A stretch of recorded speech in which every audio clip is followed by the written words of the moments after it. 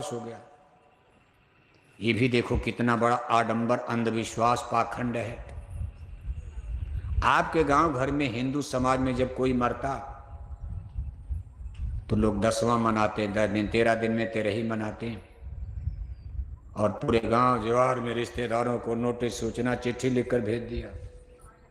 क्या सूचना देते हैं कि मेरे पूजनीय दादाजी का क्या हो गया, दादी मर गई क्या हो गया, माताजी मर गई क्या हो गया, पिताजी मर गए क्या हो गया, पूरे खानपुर का क्या हो गया, पूरे आजमगढ़ जिला का क्या हो गया, पूरे उत्तर प्रदेश का क्या हो गया, पूरे इंडिया हिंदुस्तान भारत का क्या हो गया। क्या भगवान का नरक खाली पड़ा होगा?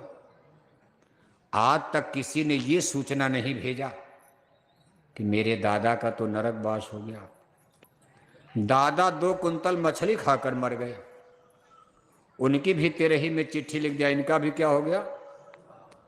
दादा सारी जिंदगी शराब पीते पीते मर गए, उनकी भी 13 में चिट्ठी लिख दिया, इनका भी क्या हो गया। खूब बढ़िया नियम आपने बना लिया अपने मतलब वाला, लेकिन ऐसा नहीं। भगवान का नियम क्या है, तो आपका बनाया नियम है। ये आदमी ने आडंबर पाखंड अंधविश्वास में बना दिया। भगवान ने क्या नियम बनाया है? कहा तिल भर मच्छी खाई की कोटि गऊ दे दान, काशी करवट लय मुए तऊ न नरक। कहा मानव जन्म पाकर जो लोग अपने जबान के स्वाद के लिए पशु पक्षियों की हत्या करते हैं, जीव जंतुओं का वध करते हैं, उनकी सड़ी गली मुर्दा मांस को खाते हैं, उनको मरने के बाद सीधे नरक होता।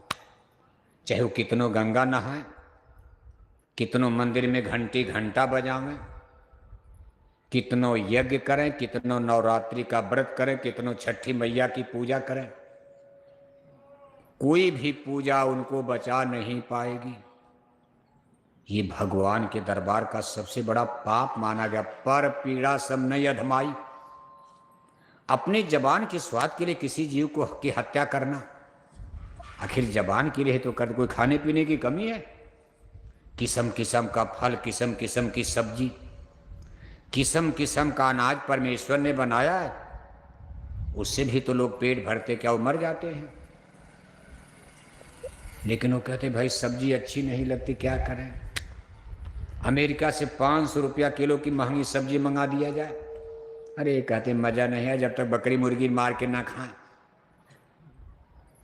आज आदमी की सोच देखो, ना जानकारी के कारण, सत्संग की कमी के कारण आज लोग धर्म के नाम पर ही अधर्म करने लगे। अब गलती तो उनकी, जबान तो उनकी नहीं वश में है, तो उसी में देवी देवताओं को भी जोड़ लिया। कहा इनको भी जोड़ लो। कहा हमारी देवी तो बकरी मांग रही है, हमारे देवता मुर्गा मांग रहे हैं, हमको रात में सपना हुआ कि बकरी चढ़ा दो, मुर्गी की बलि दे दो। सब फर्जी बातें।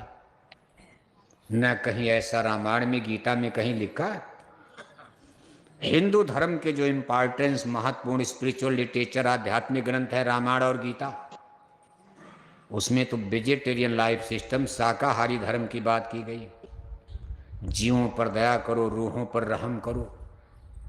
लेकिन आदमी ने अपने स्वार्थ में, मतलब में देवी देवताओं को भी घसीट दिया।